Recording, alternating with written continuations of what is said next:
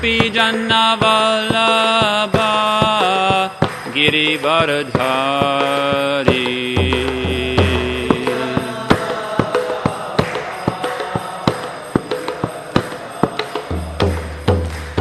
Gopi Jana Vallabha Girivaradhari.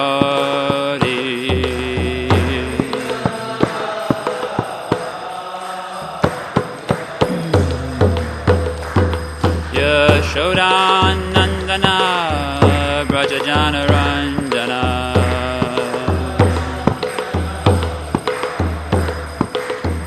Yashodanandana Brajajana Ranjana. Jamuna Tira Vanachari.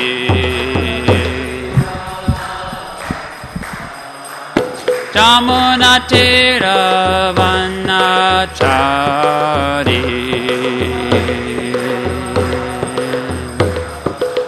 Jamuna Tira Vanachari. Jamuna Tira Vanachari.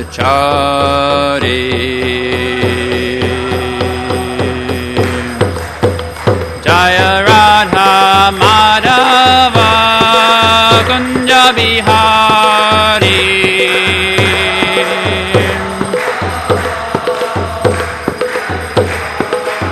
Jaya Radha Madhava Kunja Bihari.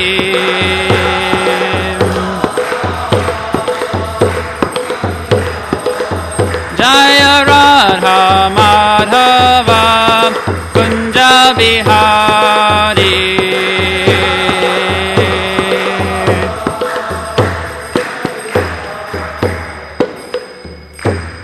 Jayum Vishnupad Paramahamsa Parivrajacharya Ashtotarashata Sri Srimad His Divine Grace A.C. Bhaktivedanta Swami Srila Prabhupada Ki Jai. Ananta Koti Vaishnav Vrinda Ki Jai. Grantha Raja Srimad Bhagavatam Ki Jai. All glories to the assembled devotees. All glories to the assembled devotees. All glories to Sri Sri Guru and Gauranga.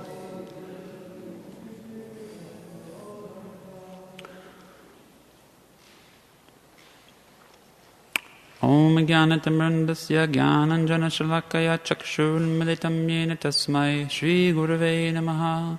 Shri Chaitanya Manobishtam Stapitam Yena Bhutale Swayam Rupakadamayam Dadati Swapadantikam. Vandeham Shri Guru Shri Utipadakamalam Shri Gurun Vaishnavangscha Shri Rupam Sagrajatam Sahagana Raghunathan Vitam Tang Sajivam Sadvaitam Savadutam Parijana Sahitam Krishna Chaitanya Devam Shri Radha Krishna Padan Sahagana Lalita Shri Vishakan Vitangscha. Hey Krishna Karuna Sindho Dinabandho Jagatpate Gopesha Gopika Kanta Radha Kanta Namostute Tapta Kanchana Gaurangi Radhe Vrindavaneshwari Vrishabhanu Sute Devi Pranamami Hari Priye Vancha Kalpatarubhyascha Kripa Sindhubhya Evacha Patitanam Pavanebhyo Vaishnavebhyo Namo Namaha. Jai Shri Krishna Chaitanya Prabhu Nityananda Shri Advaita Gadadhar Srivas Adi Gaur Bhakta Vrinda. Hare Krishna Krishna Krishna Hare Hare Hare Rama Rama Rama Hare Hare. Om Namo Bhagavate Vasudevaya.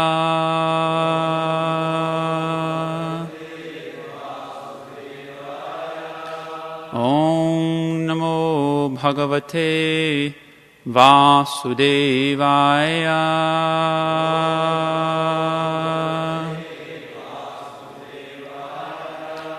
Om Namo Bhagavate Vasudevaya.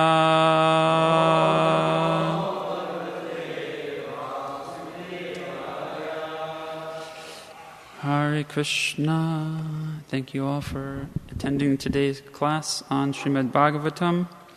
We'll continue discussing Canto 5, Chapter 12, Rahugana converses with Jad Bharat. And today is text number 3. Please repeat the Sanskrit.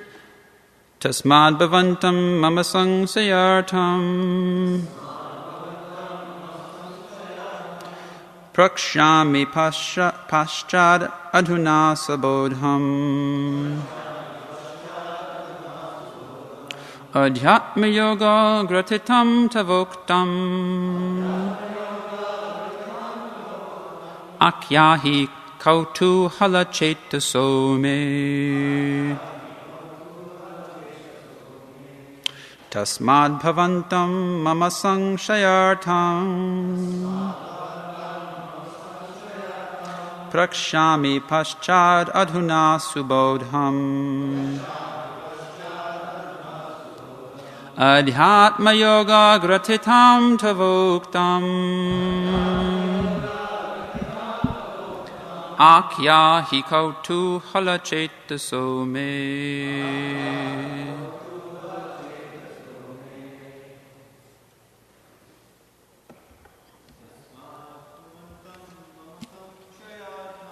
Tasmad bhavantam mama sangshayartam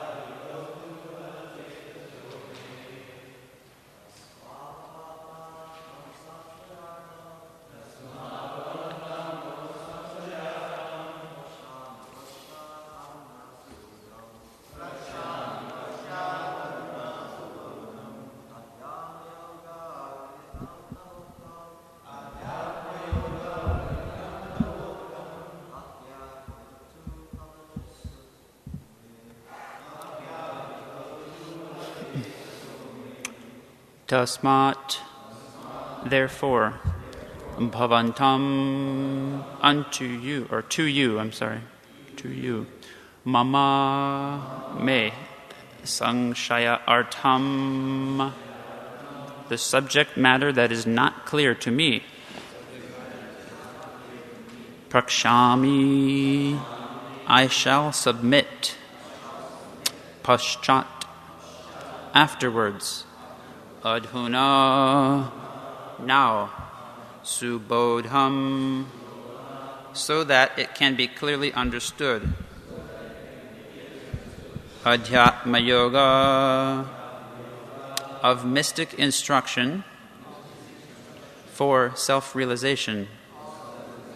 Gratitam, as composed. Tava, your, uktam, speech, akyahi, please explain again. Kautuhalachetasaha, whose mind is very inquisitive to understand the mystery of such statements. May to me.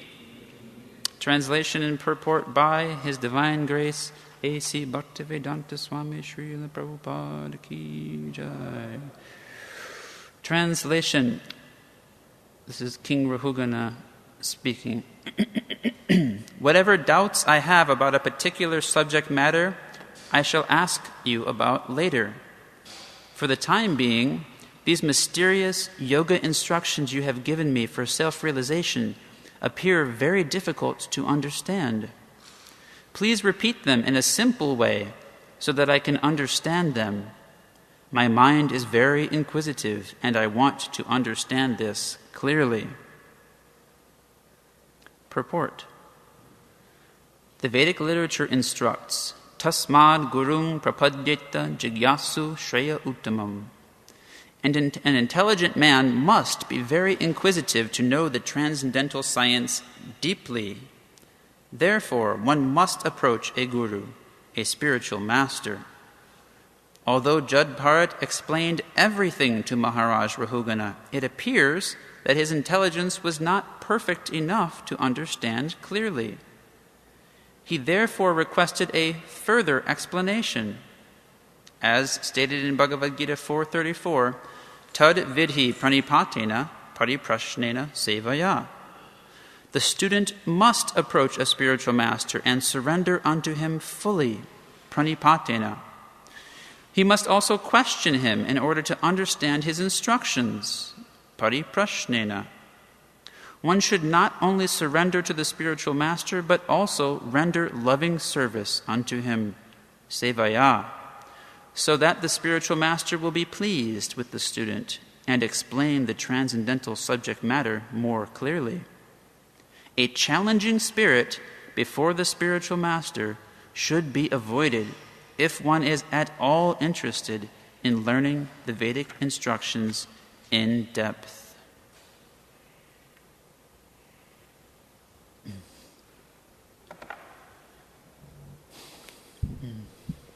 So Srila Prabhupada, following King Rahugana's mood, is giving us a lesson in Bhagavad Gita 4.34, basically, in this verse. And there's some interesting points to discuss. First of all, just for reviewing this subject matter, King Rahugana, although he initially had offended Jad Bharat, and his mood at that time, if we recall from the previous chapters, was that he was the king, Jad Bharat was the palanquin carrier, a dullard, and since I'm the king, I have to exert my force and correct you for your own good, because you're messing up. So he did that whole program of chastising him, and then came to his senses and heard that Jad Bharat spoke so eloquently about spiritual subject matters, and then corrected himself. But even after all of that, he still continues to ask questions to Jad Bharat. It's not that he sank into his palanquin and cowered and said, I can't speak any longer, and I have no... I'm the most fallen, I have no qualification to speak to you any longer, and something. Because that's not what Jad Bharat wanted. See, Jad Bharat was the spiritual master, and as a Brahmana, and also, of course, as a self-realized Vaishnava, he spoke transcendental knowledge to King Rahugana not to knock him down, but rather to enlighten him. And so when Jad Bharat spoke and King Rahugana couldn't understand, Srila Prabhupada says here, he already told him everything. Right? It's like everything is already spoken by Krishna in the 2nd chapter of Bhagavad Gita. But Arjuna continues to ask questions again and again, sometimes even almost the same exact question to Krishna throughout the next 14 chapters or so of Bhagavad Gita. And Krishna keeps answering it. So the sincerity of a student is shown not by the fact that he just, thank you very much, not by the fact that he just shuts up in front of the spiritual master, but rather that he's humble in front of the spiritual master. And a part of that humility is that he follows this process that Srila Prabhupada is giving. The real manifestation of that humility. We can see in advanced Vaishnavas that this is the mood that is displayed in terms of their humility. When they are in front of a superior person, they don't fall into a hole and cover their heads. They want to gain what that great personality wants to give to them, because that's what the great personality wants, and they want to serve the great personality, and they want to take advantage of that association. So although humbled by the words of Jad Bharat, he continues to ask him. First he says here, whatever doubts I have about a particular subject matter, I shall ask you about later. So I have more questions, but those for later. For the time being, these mysterious yoga instructions you have given me for self-realization are too difficult for me to understand. Please repeat them in a simple way so that I can understand them. I am inquisitive. I want to understand, but I haven't been able to catch what you were trying to tell me. So it's almost like he's saying, you didn't explain it well enough. Please do it again. But not in that mood, of course. Right? So he understands that what he has to say is valuable. He can see from his qualities, from his, complete equanimity of mind and disidentification from the body, that this is a exalted personality. But I didn't get what he wanted to give me. So his eagerness is to extract that. And Jad Bharat will respond to that eagerness, although he's questioning him, quote unquote, but the mood is, I want to take advantage of your association. Please give that to me in a way that I can process it, because I'm, not capable of grasping it the way that you've already explained it to me. So Srila Prabhupada goes through those 3 components, the pranipatena, fully surrendered, and that he must also question him in order to understand his instructions. So these 2 things are not contradictory, to be fully submissive and also to question the person. Now the questioning is not like I question his character, I question that he asked me to wash the pots. I question I'm not sure if you're actually somebody that I want to hear from or not. That's a different question. Then the relationship is not spiritual master and disciple relationship. That's a different situation.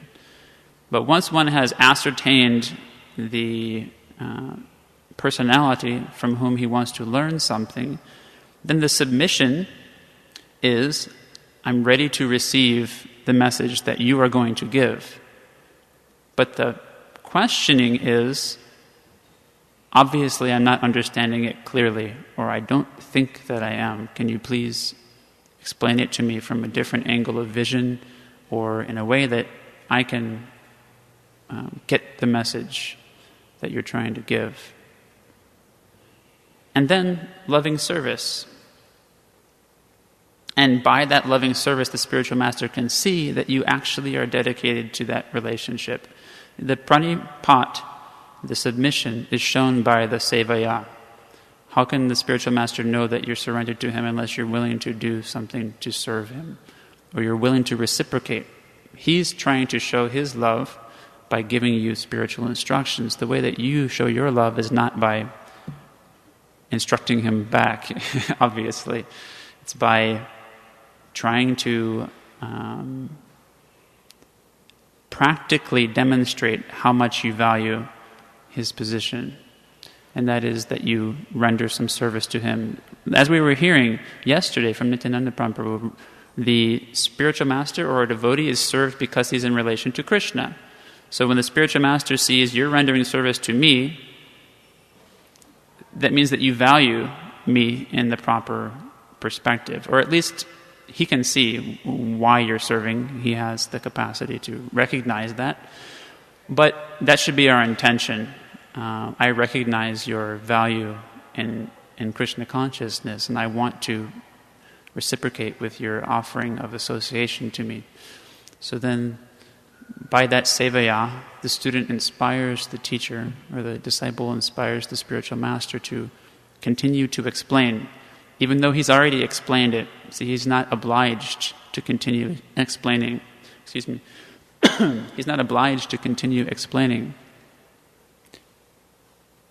He's only interested to explain to somebody who actually wants to listen. So we show our readiness to listen by responding with service. So this is the formula that Krishna gives in Bhagavad Gita 4.34, and Srila Prabhupada has taught that to us more clearly. So at the end of the purport, Srila Prabhupada explains that a challenging spirit before the spiritual master should be avoided if one is at all interested in learning the Vedic instructions in depth. So the spiritual master may speak something. We hear from the spiritual master every day. Srila Prabhupada is one of our spiritual masters. And then other devotees are also speaking the message of the scriptures or representing Srila Prabhupada. So in any of those circumstances, a challenging spirit will not allow us to actually go more deeply into the understanding of the subject. Because Krishna doesn't reveal the knowledge in that way. Actually, all of our inspiration to ask questions comes from Krishna. So when the attitude is not correct, then the insight to even ask the proper questions won't be there. It's not a mechanical thing like the spiritual master has to hear us say, something challenging, and then he decides not to respond, but we won't even know what questions to ask if the attitude isn't correct. So the whole thing is in our hands to be in the mood of wanting to learn from the proper person. Then the proper inspiration for the questions, and the inspirations for how to serve, and the inspiration for the spiritual master to speak, and to help us understand, will all be there. Otherwise, there's no obligation for Krishna or his representatives to reveal knowledge to us. So that's kind of that overview of what the important points were that I found in this section. Now there's a story that nicely demonstrates the mood of the original spiritual master in relation to those who choose not to properly respect his position. And this is valuable just because it's, enlivening to read. But also it gives us a really clear understanding of the personalities that we're dealing with. Lord Balaram, in numerous places, not just in this one, but this just happens to be the story that I thought of, responds not too favorably towards persons who don't recognize his position. And this is not due to his pride, rather it's due to his complete understanding of his constitutional position as the spiritual master of the entire existence. And this is an interesting story also for another reason. In the Krishna book, when Lord Krishna kidnapped Rukmini, who is the original goddess of fortune, his consort, which he, of course, is justified in doing. So he kidnapped Rukmini from the hands of the devious personalities there, including Shishupal, who was supposed to be her husband and who happened to be an enemy of Krishna, self-declared enemy of Krishna. Krishna rode in on his chariot and took her away from the Swayamvara ceremony. And, the wedding, I'm sorry, she didn't get a chance to choose. Rukmi, her brother, chose actually for her who her husband was going to be. So she was to be wedded to Shishupal, and Krishna rescued her from that situation. And Rukmi took a vow because the armies of all the kings there couldn't stop Krishna. But Rukmi went after him with his own army and said, if I don't come back after defeating Krishna, I won't come back at all. I give up my kingdom. So Rukmi went out chasing after Krishna and naturally was defeated. But not only defeated, Rukmi himself was challenging Krishna personally after his whole army was decimated. And Krishna, instead of completely killing him, humiliated him by cutting his mustache and hair here and there, removing parts of it, leaving spots of hair in a humiliating fashion. And that was only done, even that was a horrific end for a Kshatriya's endeavor. That much concession was given to Rukmi for only the reason that Krishna didn't want to upset Rukmini. But Balaram, when Balaram came, he said, Krishna, you shouldn't have done this humiliating act to this person. This is totally outside of our Kshatriya conduct and the conduct of our great lineage. How could you treat him in this way? So Balaram spoke up like that on his behalf. So Rukmi went off, found some village where he could stay without the,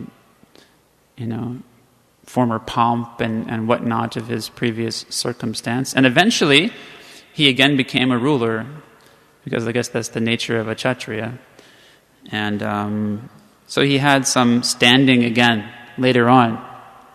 And at that point, one of his daughters was getting married to the son of Krishna. So this is an odd situation. He had a problem with Krishna, but he's allowing the marriage to happen. So anyway, he invited or allowed Krishna and Balaram at least to come for the wedding ceremony. So this is when he does not recognize his previous mistake and decides to pursue again the problematic path of defying the Supreme Personality of Godhead. And Balaram's not even the one who had insulted him originally, it was Krishna. Balaram actually sort of chastised Krishna as his elder brother, that he shouldn't have treated Rukmi in that way. But because of his envious attitude towards the dynasty of the Yadus and Krishna and Balaram as their rulers, he tried to disgrace Balaram.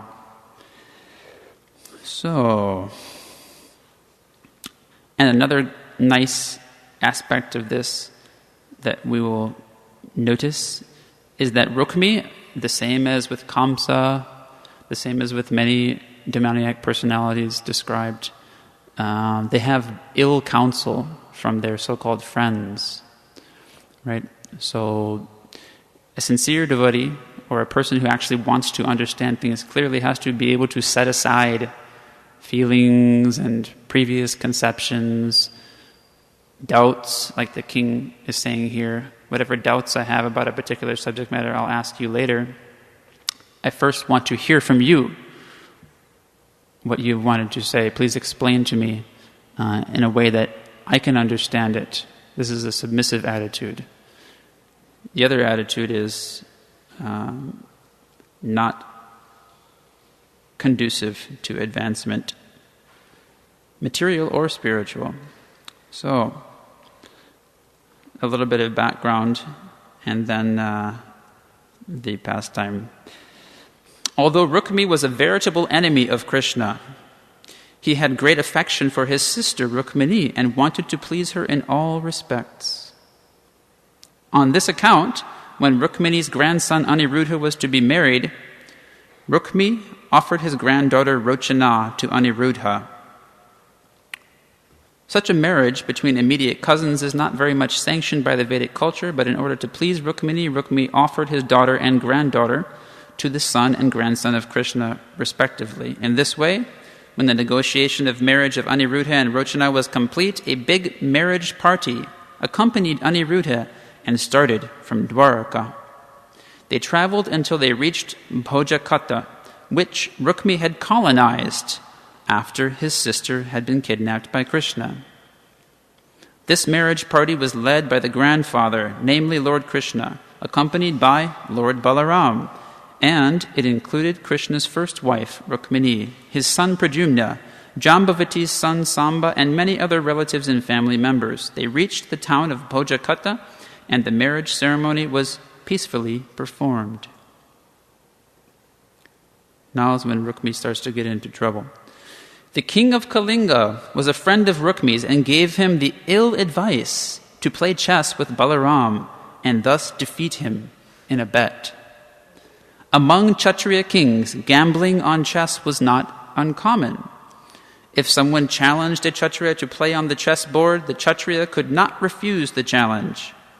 Sri Balaramji was not a very expert chess player, and this was known to the king of Kalinga. So, Rukmi was advised to retaliate against the family members of Krishna by challenging Balaram to play chess. So, when one is dealing with persons who know more, who are more highly situated, the tendency of conditioning, because we're envious towards Krishna, who's the most highly elevated and knowledgeable of all personalities, is to challenge that position. That's just the default nature of material conditioning. And we should be aware of that, because in such circumstances, although we may also have the mood of wanting to submit because of the greatness, awe and reverence, sort of dasya rasa that is evoked by their presence, at the same time, the mind is very tricky, and also the influence of Maya is there, unless we are making a very serious attempt to follow the process of acquiring knowledge. So there may be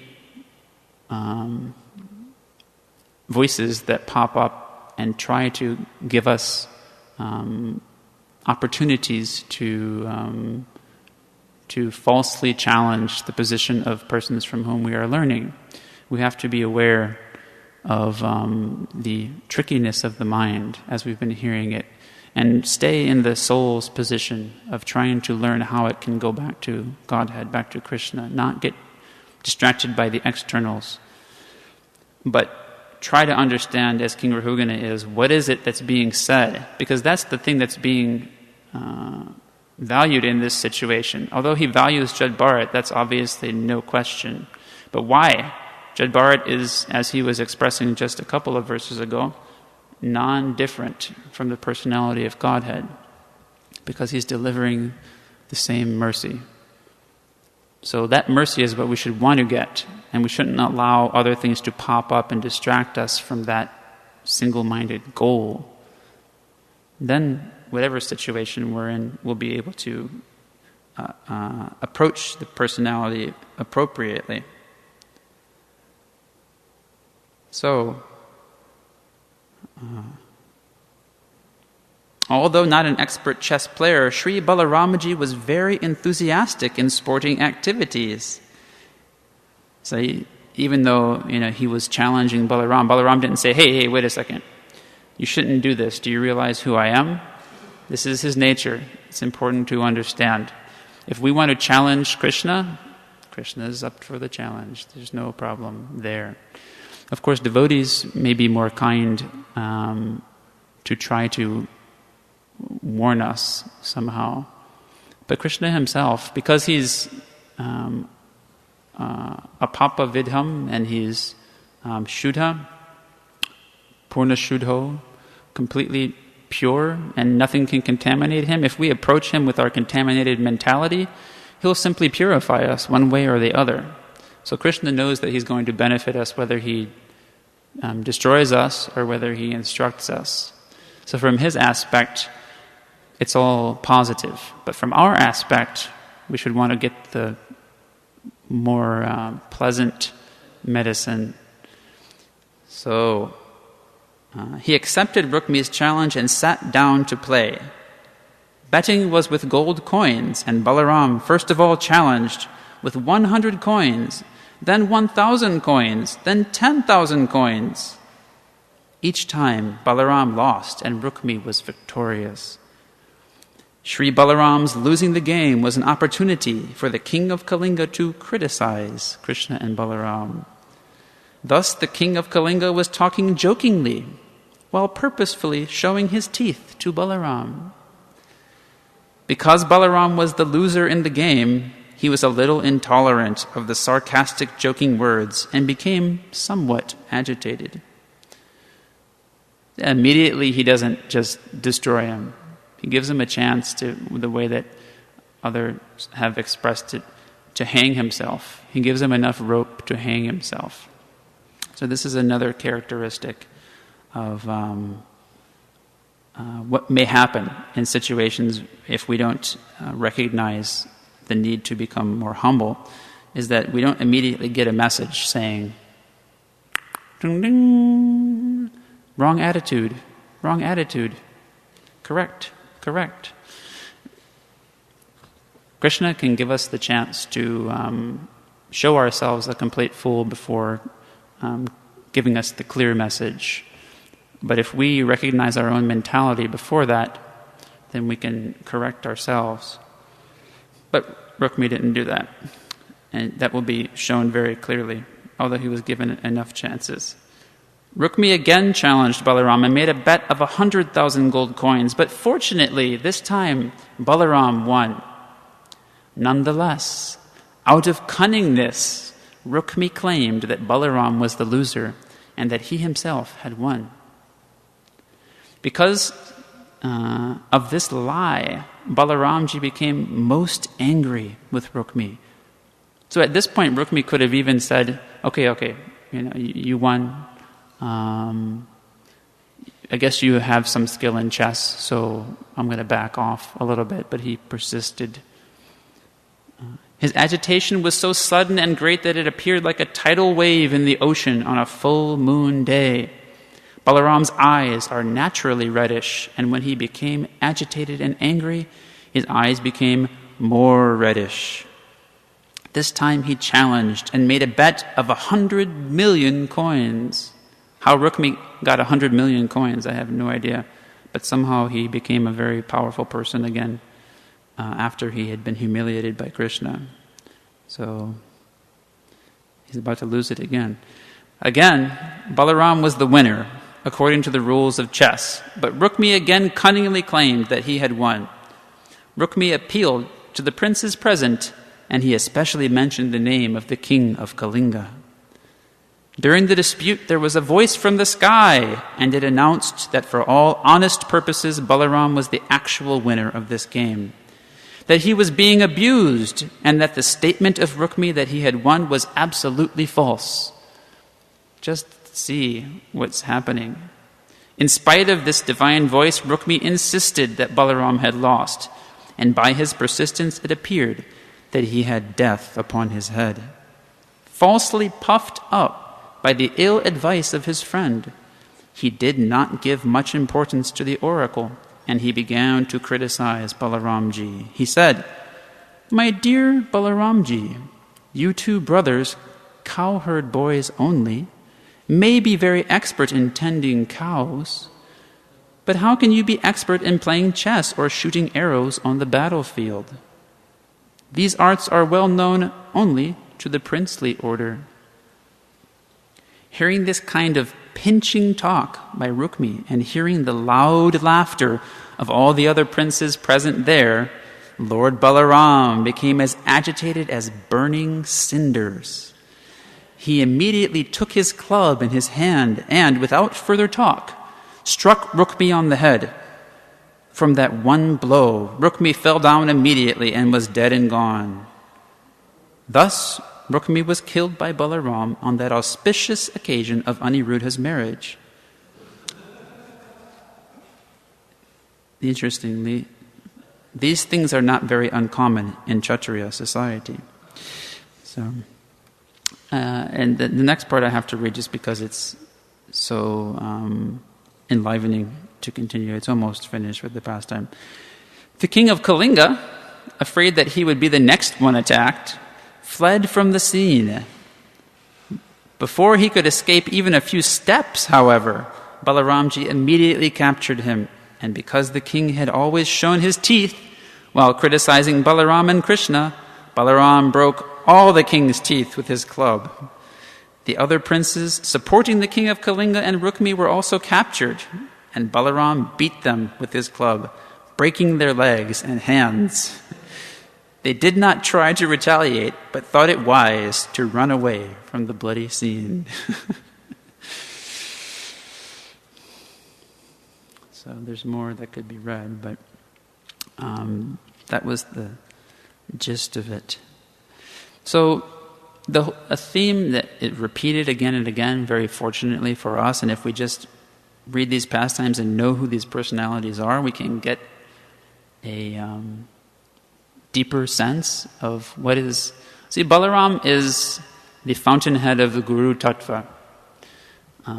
Means that everybody who is teaching on behalf of Krishna is actually empowered by him or is in the position of representing him. The idea that one is trying to share the knowledge that will help another living entity to come closer to Krishna means that he is doing some service on behalf of Lord Balaram. So it may not be Balaram in person like that, but the mood of challenging like that will not help to understand. Rather, it will have adverse effects, as shown by this wonderful pastime. So,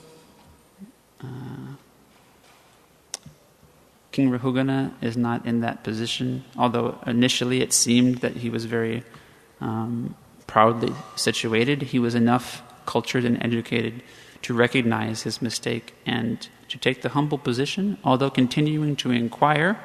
He's doing it in the proper mood, and that is the actual combination of submission and inquiry that will lead him to enlightenment.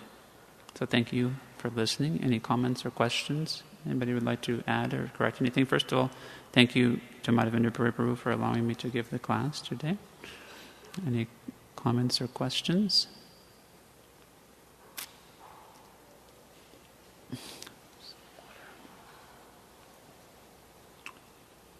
It's okay if not. Yes.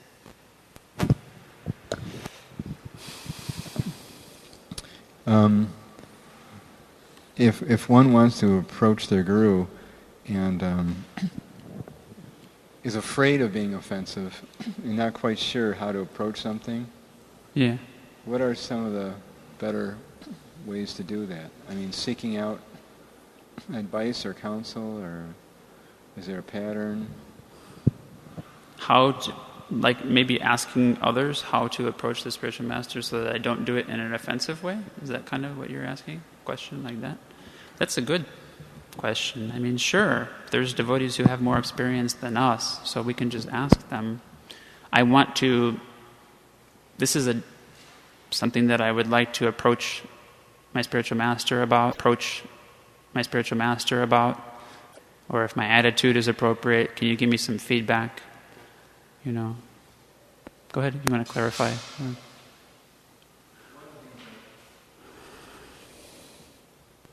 It's concerned me. It's like approaching my spiritual master and I'm feeling a need for clarification. At the same time, I see a whole bunch of other people approaching him, and I'm thinking, how can he possibly deal with all this? You know what I mean? Yeah. So it's like... Yeah, that's a good question too. That's a great question too. Those are two... I'll separate these two things just from my perspective. You can tell me if I'm wrong. They should be separate conceptions. One is the idea of being offensive, and the other is the idea of being bothersome or unnecessarily taking time or that kind of thing. They're definitely separate concepts. The mentality is not exactly the same, although both of them are not helpful to us. The spiritual master is taking that position willingly, as long as he has accepted that there's a relationship. If we just walk up to some devotee and start treating him like our spiritual master, that may not function properly. But if he has accepted that relationship, if he has given us some instruction and he invites us to be involved in that relationship, then he has already calculated that I'm going to have to assist this personality. And if there is some need for him to express, this is, as much as I can do, then he will do it. Because he's self-realized, he's only interested in serving Krishna. He's not worried about what we think about him or something like that. So we should be thoughtful. That's a part of being in a service attitude. Am I wasting someone's time? But we shouldn't over-anticipate the needs of such a personality. We should rather be very eager to know from them, to ask for clarification, etc. But be open at the same time. That's the internal part. While we are externally interacting, the openness is, if they want to stop, then I have to stop. I'm okay with that. However much they want to give me, I'm grateful for that, and then So then, when that attitude is there, the spiritual master can respond, that's it for now. I have to do some other services or something. And we won't feel slighted by that or hurt or something. It's just, darn, no more time. Okay, well, next time I'll try to ask more questions or whatever. So when there's openness of a relationship like that, then the communication can be very simple from both sides. You want to know something, but you're open to him saying, I don't have time right now to talk to you about that. Then there doesn't have to be so much concern about whether or not I'm wasting his time, because he'll tell me. I've seen my spiritual master do that kind of thing. There was one devotee, I'll just tell this quick story so you get some idea. You've probably seen things like this also with him or other devotees, but one devotee went upstairs to speak with him. He had just finished, he was getting some therapy done with his knee or something, and he was going to give the Sunday feast class. And I happened to be there because I needed to be in the room while he was getting the therapy done. And one devotee came up the stairs and opened the door. Maharaj, I heard you were going to come for the festival this year. And excited and hey, Maharaj, and he didn't even look at him, I don't think. He just walked past him and said, got to give the Sunday feast class. Left the room. So the idea is, our idea of what are social conventions are actually many times based on, what's kind of built into our social structure of not wanting to look this way or that way to the other person or something like that. It's not based on an internal communication, or a connection with Krishna. So the spiritual master is not operating on that level. When he wants to communicate something to us, he'll do it somehow or other. But the more we're open to it, the more he can just simply tell us very straightforward, I actually have a lot of services to do.